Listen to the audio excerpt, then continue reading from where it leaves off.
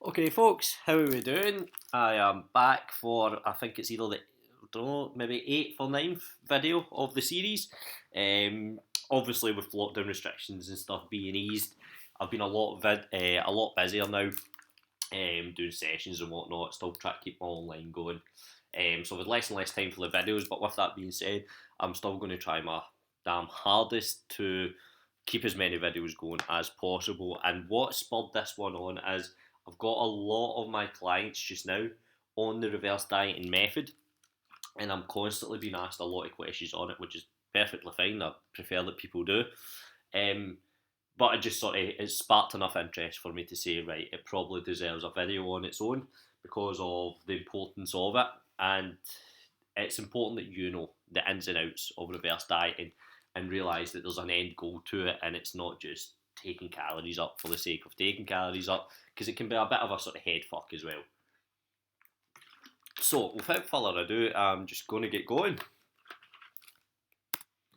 Now, reverse dieting, when to use it. So, we will tend to use our reverse dieting if, so for it, in fact, a prime example of this would be, so when I was dieting for my shows, which is way back, good 3, 4 years ago now, and it was a very highly restrictive diet.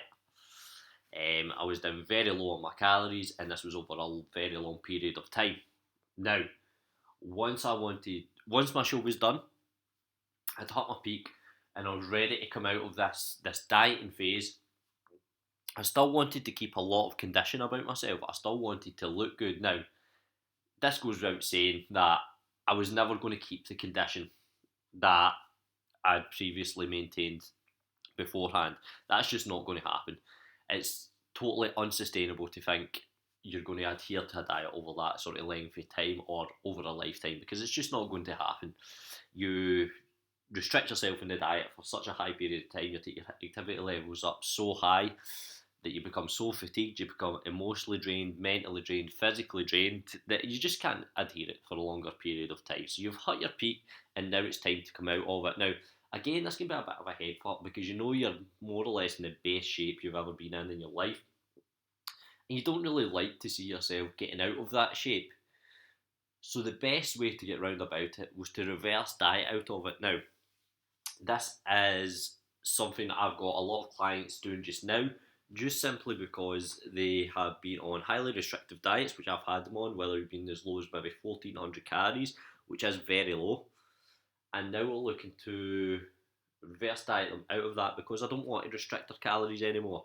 I want to be able to take their calories up so as I can drop them back down. So, when to use it is when you've been on a highly restrictive diet and you're either likes of myself who done the show and is looking to keep as much condition as possible, but be able to maintain it. So it's all one being able to diet and get in shape, but you want to be able to maintain and keep that shape as well without the dreaded 13, 1400 calorie stage where you're absolutely starving and you're totally drained all the time.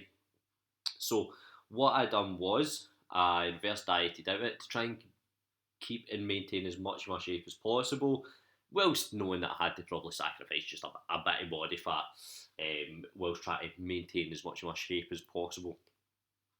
So, when else to use it is, as I was saying, an example I've got clients on just now that have been highly restrictive diets. It would be silly to bring them down any. So, say they're on 1300 calories, to drop them down again, they need to go 1200 or 1100, 1900, and that's just something I'm not prepared to ask my clients to do. And simply for the fact that it's not good, it's not healthy, it's not good for thyroid, it's not good for metabolism, and it's also really not good for your head as well, because where do you take it from there? Do you go 500, 400 for it? Do you go down to eating absolutely nothing every day, which is totally unhealthy, and you'll give yourself some crazy, crazy physical problems? So, what do we do then? We reverse diet out of it if we're struggling to lose weight, so as we can eventually bring you back down and we can start dropping weight at a reasonable rate again. So, if you're struggling to lose weight on your calorie deficit that you're on, it's getting very hard, it's getting very difficult, and make sure it is difficult enough.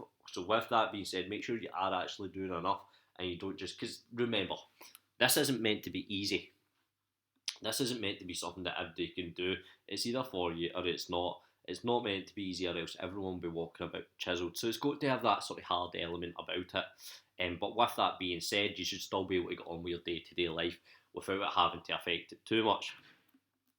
So when to use it? If you're already on low calories and you're struggling to lose weight on these calories, you've got to know that you've got to be patient with this. You've got to be patient, with this. You've got to have the patience to say, right, the weight's not coming off me just now.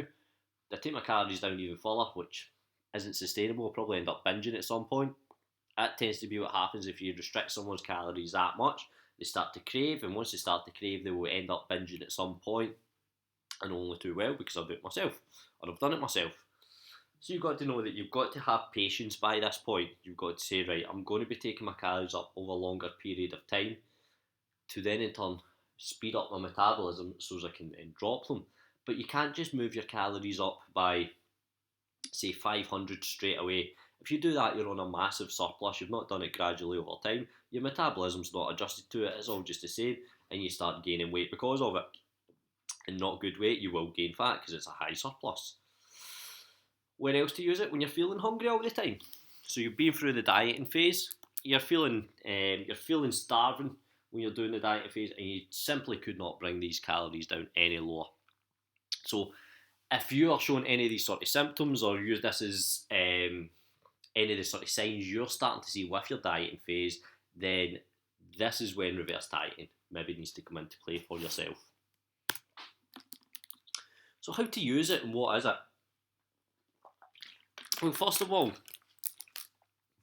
let's just say we're on 1,300 calories a day, because I seem to be using that number.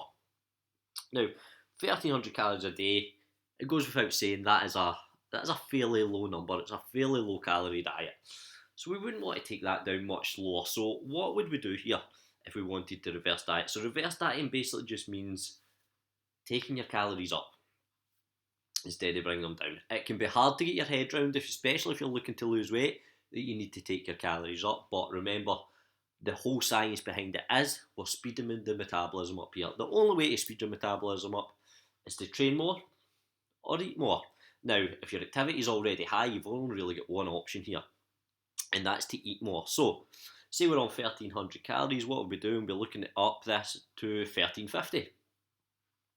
Now, what we're going to do is we're going to monitor the weight every day as well to watch for any sort of massive jumps. So let's just say you're 70 kilos, and then you increase by 50 calories, you're at 1,350, you go to 71 that week. I would say, right, okay, your body's noticed it's on a surplus. Let's keep you at these 1,350.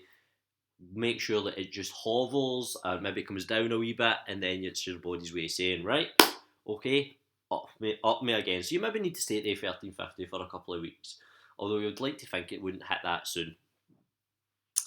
So you up your calories again the next week by 50, take you to 1,400 again. We monitor the weight, make sure there's little to no changes. If there's a big change and there's a big increase in weight, you keep the calories there until it either floats or comes down. So we take these calories up by 50 to 100 every week. I would probably tend to go more so towards the 50, because I think it's a lot better to do it gradually. I think if you do the 100, that's an extra 700 calories a week. Although again, it maybe doesn't seem a great deal, your metabolism will start to notice this. But if you feel that you're going to get away with it, then go with the 100 and try that. So we're increasing these, we're at 1,300. So an ideal calorie consumption we maybe want to be at is about 2,000 to 2,200.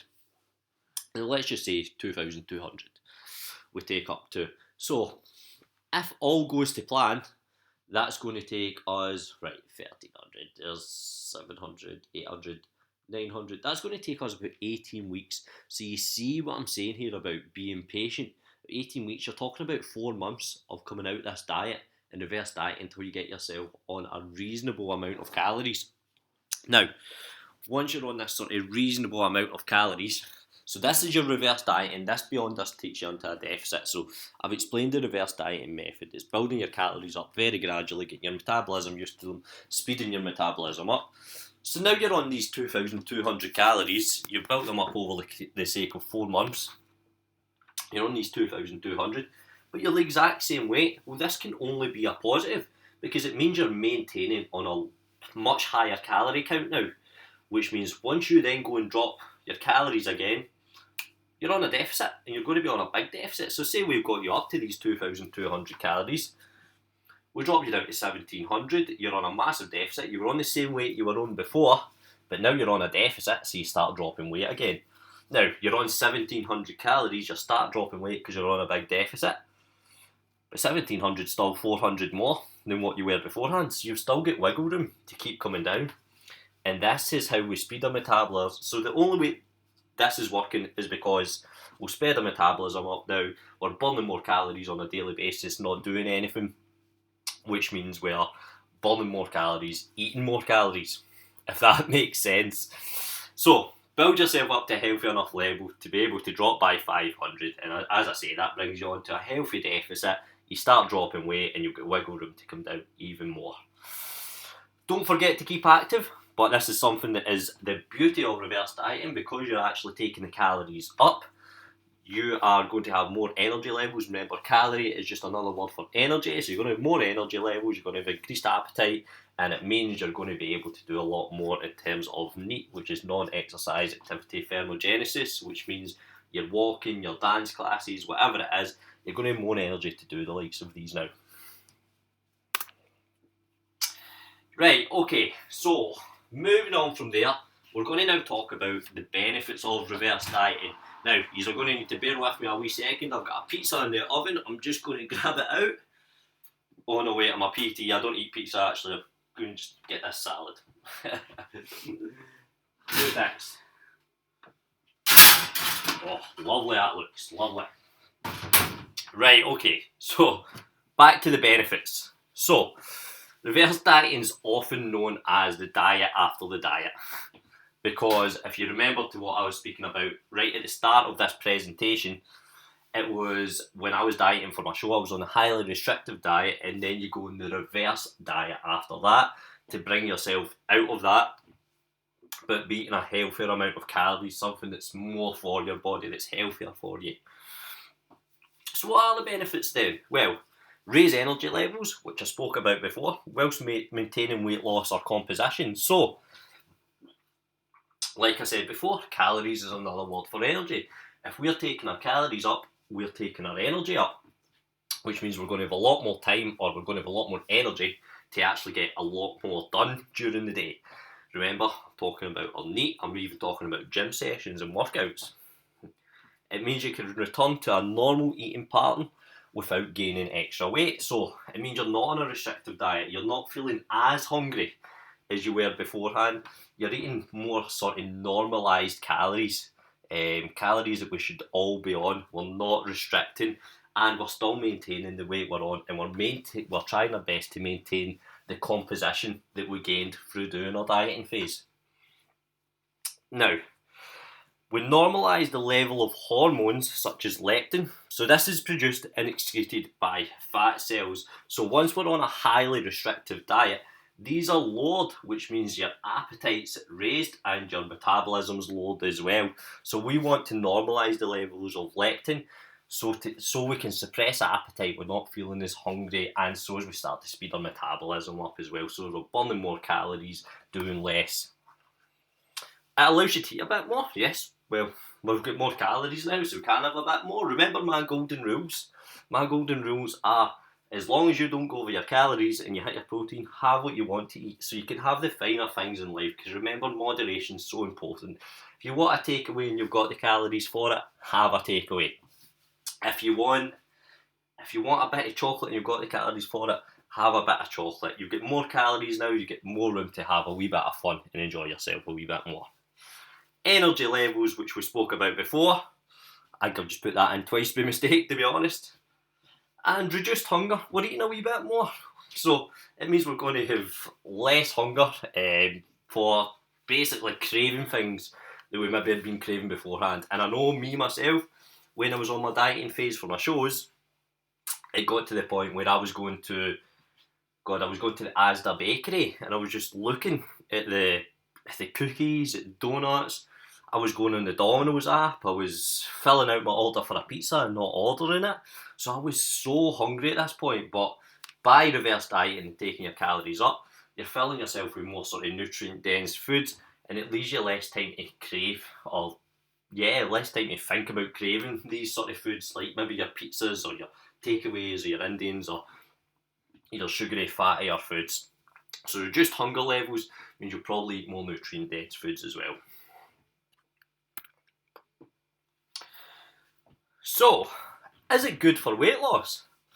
Well, I've got to be honest and I've got to say, on the way up, no, you're taking your calories up. So how can you expect to drop weight when you're taking your calories up?